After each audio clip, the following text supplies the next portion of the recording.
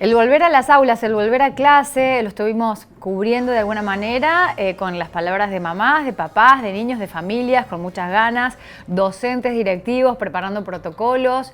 Y ahora, claro, ya a una semana, transitando la segunda, muchas burbujas de asistencia, de presencialidad, hay algunos consejitos que estarían muy buenos seguir, sobre todo por parte de la propuesta de chicos.net, esta ONG con quien tenemos la oportunidad de dialogar cada tanto, por suerte, en Punta La M, y que recordamos que es una organización civil sin fines de lucro que trabaja desde 1998 para mejorar la calidad de vida de niños, niñas y adolescentes, diseñando iniciativas que promueven el cumplimiento de los derechos de la niñez, pero incorporando también, impulsando la utilización de las TICs, ¿no? De las tecnologías de la información y la comunicación, tan importantes y tan relevantes desde siempre, pero se han vuelto un poco más importantes durante el año pasado, en 2020, en plena pandemia, para el acercamiento de los niños, niñas y adolescentes al aula. Y por parte de los docentes también, directivos y administrativos, por toda la comunidad educativa en general. Chicos.net hizo una nota muy linda, un motivo por el cual los contactamos para charlar al respecto, con consejos para esta nueva etapa, con consejos en general para la vuelta a clase, para la vuelta a las aulas. Así que la vamos a saludar a Marcela Sarni, que es directora de Chicos.net. Le decimos buen día. Hola Marcela, Paula te saluda. ¿Cómo estás? Hola, buen día. Buen día desde Capital, acá, desde Bueno, la ciudad un gusto calurosa. volver a conversar contigo, Marcela, para hablar de esta propuesta, de esta carta tan amorosa, tan amena que propone Chicos.net, con algunos consejos para la vuelta a clase, para toda la comunidad, digo, no solamente alumnos, alumnas, sino docentes. ¿Cómo fue esa carta? Contanos un poquito. Sí, la verdad es que nosotros estamos desde el año pasado monitoreando qué es lo que pasa bueno, el año pasado con la pandemia y el encierro, y básicamente el año pasado nuestro tema fue la falta de conectividad entre algunos sectores y otros Mm. sectores, y que eso hacía la diferencia. Y este año lo que nos estamos poniendo al hombro de ver es, bueno, ¿qué está pasando con esta vuelta? Y con los docentes y directivos como protagonistas, ¿no? Porque vemos que hay un montón de discusión de la verdad, ¿no? Los padres que están sufriendo, los chicos y chicas que están sufriendo, padres y madres, por supuesto. Pero directivos y docentes están bastante descolocados, ¿no? Mm. Entonces, uno de los directivos que entrevistamos para este mailing que hacemos, esta newsletter que llega para quienes quieran, entran a chicos.net y pueden pedir suscribirse a este mail que les llega una vez por mes aproximadamente, en donde tratamos algunos de los temas que trabaja chicos.net. Y en este caso, por ejemplo, un director que está muy allegado a nosotros, lo que decía es que la palabra principal es la paciencia. Mm. La paciencia en el sentido de que todo va a llevar más tiempo de lo que estamos esperando. Y yo voy un poquito más profundo que eso, creo que es paciencia para aceptar errores. Nadie tiene en claro qué es lo que va a pasar con las burbujas, con las clases híbridas, con los chicos volviendo a clase y los medios y los miedos, los temores que hay tanto en las familias como en las escuelas, la desconexión que hubo el año pasado con respecto a la cantidad y a la calidad, ¿no? De aprendizaje que tuvieron los alumnos y alumnas. Es tan complicado que creo que la palabra paciencia es una muy buena propuesta para empezar a hablar de recomendaciones. Ujú. Y otra recomendación que también me parece que es súper interesante, que esta la dijo Sergio Ballardini, que es el experto que nosotros siempre buscamos para que nos ilumine un poco, ¿no? En nuestra tarea. Él decía que lo más importante en este momento es poder hablar de lo que sucedió. Eso, ¿no? Ujú. La verdad que es muy interesante porque es cómo nosotros podemos habilitar en las clases con alumnos y alumnas, el poder expresar las experiencias que cada uno tuvo, ¿no? Los miedos, las frustraciones, las alegrías quizá de quedarse en casa en pantuflas con la familia, la decepción, el desánimo, o sea, ¿qué pasó, no? Todo el año pasado, o sea, que Claro, no me quede. llamó la atención porque leyendo un poco lo que decía Sergio Ballardini, que le contamos a la gente, es especialista en juventud, es docente Flaxo, UNAUR, Él hablaba el hecho de tratar el suceso traumático en sí, que este año particularmente, el año pasado, fue muy largo ese proceso. No fue un suceso de un día, de una semana, de un mes, fue un año completo. Entonces, darle lugar a los chicos para expresar las diferentes vivencias y etapas por las que atravesaron ellos y las familias, ¿no? Lo importante que es Sí, poder hablar. sí, sí, sí, sí. Es muy importante poder hablar y también yo creo que hasta los docentes, ¿no? Esto de poder expresar lo que sucedió y lo que nos está sucediendo, debería ser un común denominador, ¿no? De todas las sugerencias, de las reuniones. No se puede lanzar un año lectivo 2021 como si nada hubiera sucedido el 2020.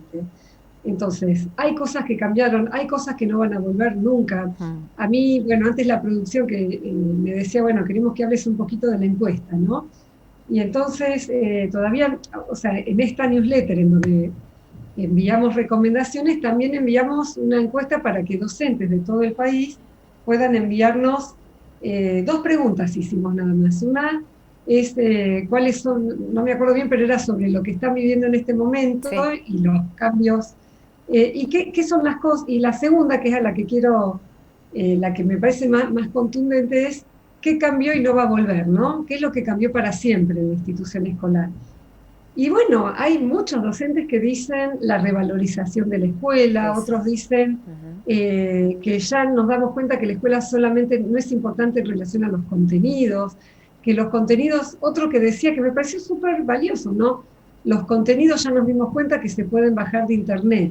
Entonces hay que repensar, bueno, si todo el contenido que uno enseña, entre comillas lo digo, ¿no? Está en internet, entonces, bueno, ¿cuál es el rol docente, no? El rol docente fuertemente tiene que ver más con poder relacionar, con poder seleccionar, con poder darle un contexto, con poder darle valor, darle un entorno ético.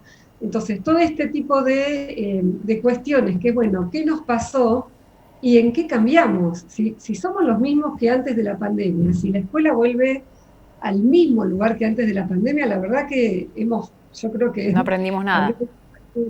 como sociedad. Creo que es muy importante eh, el cambio, ¿no? Sí, Marcela, quería hacer hincapié en algo que dijiste que me parece muy importante, la revalorización del sistema presencial, del volver a clase y lo que se aprendió durante este año.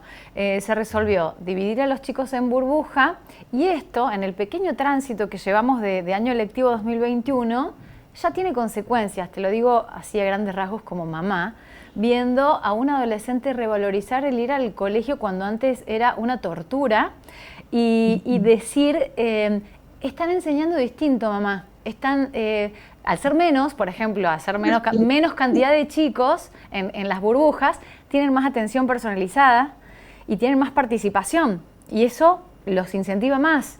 Digo, eso se aprendió también desde parte del cuerpo docente, ¿no? Sí. A ver, la verdad me emociona lo que decís. Yo creo que hay cosas que uno tiene que ir entendiendo.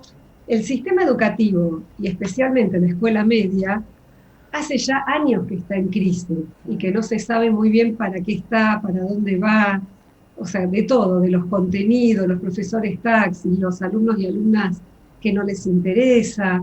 Toda la escuela media es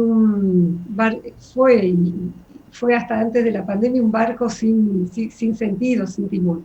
Ahora, estamos con la posibilidad, esto que vos decís, ¿no? Que un adolescente diga, recién ahora tengo ganas de volver porque están enseñando diferente, rescatemos eso, escuchémoslo.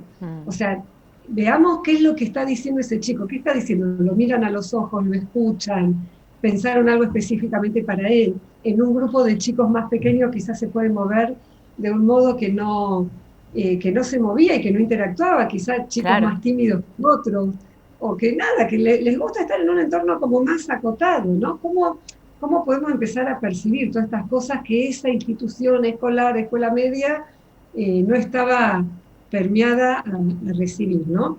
Yo también tengo, por ejemplo, vos decís esa anécdota, ayer en esta nueva investigación que estamos empezando para ver qué sucede con las escuelas en la pandemia, una mamá me decía que la hija estaba llorando porque en la burbuja la habían dejado por fuera de la burbuja de las amigas, porque Sí, tenía otro nivel de inglés y no sé qué, y entonces la sí, dejan por afuera. Entonces digo, bueno, entonces como opuesto a lo que vos me decís de tu hijo, acá hay otro caso que es, bueno, no me tuvieron en cuenta a mí, un año esperando, una nena que hizo todo un primer año en, en pandemia, sin virtual. conocer, virtual, sin conocer a sus compañeros y compañeras de primer año, o sea, toda la ilusión que tenía de conocer la escuela secundaria no la tuvo. Entra a la escuela a segundo año y las únicas 3 amigas que había conocido el año pasado no están en la burbuja. Entonces digo, hay cosas que uno, por eso, ¿no? Me parece la palabra paciencia para directivos, docentes y familia. La palabra flexibilidad, entender que nada, que estamos probando, es ensayo y Claro. error. Bueno, lo que Entonces contabas de la burbuja por ahí, volviendo al tema de la flexibilidad en la familia también, es explicar que todos estamos atravesados por este cambio y que todos tenemos que ponernos de acuerdo y que trataremos de acordar de la mejor manera posible. Varios quedaron separados de sus burbujas de amigos, pero aún así destacan la presencialidad, la vuelta a ese ámbito de socialidad que es la escuela tan fundamental, donde vos decís los contenidos ya no son tan relevantes, ¿no? Donde es otra la participación. Para los más chiquitos, por ejemplo, para primer grado, para segundo, para tercero, fundamental poder interactuar con los pares, ¿no? sí, sí. Sí, creo que la escuela, si es, o sea, como institución escolar, si somos inteligentes en aceptar, en entender lo que hay que modificar, va a salir fortalecida, porque lo que también los docentes dicen en esta encuesta que te comento, es cómo se revalorizó el rol institucional de la escuela en pandemia y presencialmente, ¿no? Como la ausencia en la pandemia de ese rol escolar en los sectores más vulnerables porque dan de comer, porque contienen a la familia. En los sectores de clase media porque es el lugar donde los chicos van, interactúan, se forman, se construyen como ciudadanos. Entonces, digo, si la escuela puede aprovechar esto que sucedió tan trágico en la humanidad para mejorar el sistema educativo, bueno, vamos a haber aprendido, ¿no? Yo creo que ese es el desafío en este Sí, sin momento. duda. Y uno de los bastiones y una de las cosas fundamentales que desde chicos.net siempre tratan de reflejar y de aconsejar es sobre la utilización de las TICs, como decía en la presentación. Bueno, qué desafío este año, este 2020, ¿no? Sobre la incorporación, condición sine qua non para el vínculo con la escuela y que queden incluidos aquellos que no tenían conectividad, que no tenían notebooks, que no tenían PC, que no tenían smartphone. ¿Cómo se vivió desde chicos.net? ¿Qué es lo que pudieron ver ustedes con sus estudios? Sí, a ver, el año pasado fue tristísima la investigación que hicimos porque hicimos 2 grupos, uno de nivel socioeconómico medio y bajo. A los chicos de nivel socioeconómico bajo directamente les tuvimos que dar un celular con datos, porque la mayoría no tenían internet, para que contesten. Era una encuesta cualitativa, era una propuesta cualitativa en donde todos los días quienes participaban nos enviaban las respuestas por WhatsApp de preguntas que les íbamos haciendo, sugerencias, los tenían que sacar fotos de dónde estudiaban, cómo estaban, cómo era la familia, cuál era la conexión con la escuela, bueno, y demás. Y lo que vimos fuertemente fue que la diferencia abismal es el que tiene Wi-Fi y el que no tiene Wi-Fi. O sea, esa diferencia es la que marcó el año pasado 100% la grieta entre quienes se pudieron sostener en el sistema educativo y quienes están Sí. agarrados de la cornisa o ya se cayeron, desgraciadamente. Y entonces, bueno, creo que este año es muy importante el Estado, más allá, o sea, si me consultaran del Ministerio de Educación, lo que diría es, por un lado, por supuesto, garantizar la mayor presencialidad posible, pero yo creo que en paralelo a eso, ni un minuto más ni un minuto menos, es garantizar la conectividad y especialmente, o sea, no especialmente, garantizar la conectividad de los sectores vulnerables. Los sectores medios se conectan igual y ya están conectados y todos tienen o una computadora, wifi, algo. adolescentes de sectores vulnerables que no tienen un celular propio, que tienen que pedirle a la mamá y sacarle datos, estudiar con esas condiciones es prácticamente imposible. Imposible, Y claro. como sabemos que va a ser híbrido el sistema de este año, entonces yo no me atrasaría un minuto en esa necesidad. Marcela, un gusto conversar contigo como siempre. Le recordamos a la audiencia que pueden descargar estos consejos de chicos.net para la vuelta a las clases, a las aulas, desde el sitio chicos.net, ¿verdad?